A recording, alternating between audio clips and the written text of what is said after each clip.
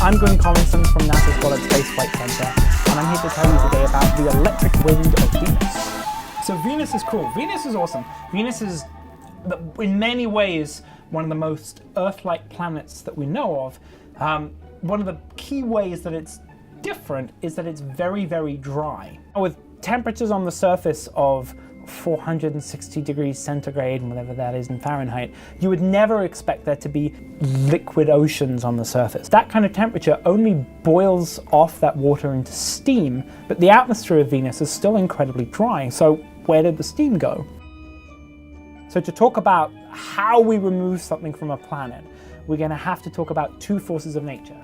Firstly, the force of gravity. Gravity is the thing which is holding you down to the planet, but if you think about it, it's also what is holding the atmosphere down onto the planet as well. If I want to remove some of the oxygen from the planet, we have to overcome that gravity. So to do that, I want to talk about the electric force. It's the thing which your device is using right now to pump electricity around its wires, right? It's pushing the electrons around the circuits. And what we think can happen is that the electric force can help push on the ions and in the upper parts of the atmosphere, push them off and up into space. So just as every planet has a gravity field, we think that every planet has a weak electric field. So we went looking for Venus's electric field, and boy oh boy did we find it.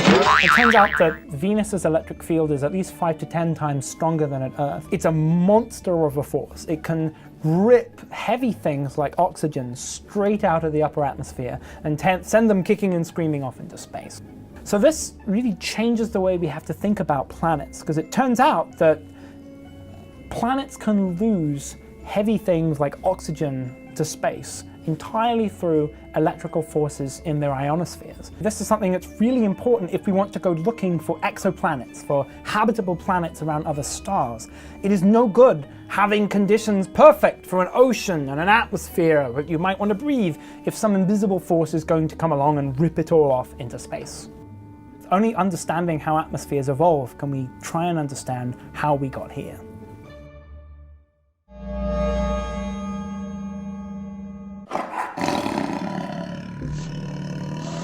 460 degrees centigrade, whatever that is. Planets can lose heavy things like oxygen to space. How'd you figure that out? Traveled there, measured it, touched it, no doubt. No really, I believe you, anything you say, cause I'm just as damn gullible as everyone you play. See, NASA gets paid 50 million bucks a day, so they fill you full of black holes till they turn gray. Just a little CGI and a script full of lies. Now I'm fucking Bill Nye, the super pseudoscience guy. Yeah, Bill's guy's a damn genius. Give him a kids show, let him spout what he pleases. Black hole skin cream makes you seem younger. Bought that shit wholesale like a monger. Slows down time in your mind while you're using it. Cosmic placebo effect for the ludicrous. The trick is to speak with authority and confidence, even though it's really all assumption and hypothesis.